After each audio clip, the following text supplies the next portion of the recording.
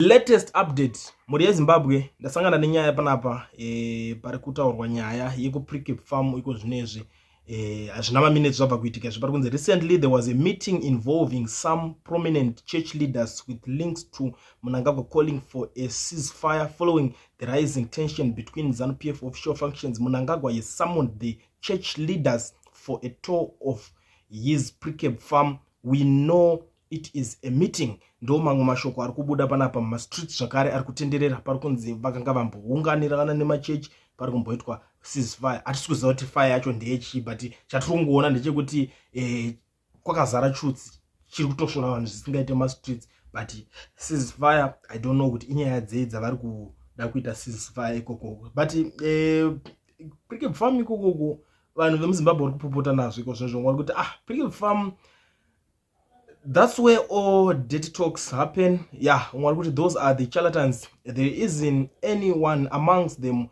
who hears or speaks with God. It's a waste of time and resources. You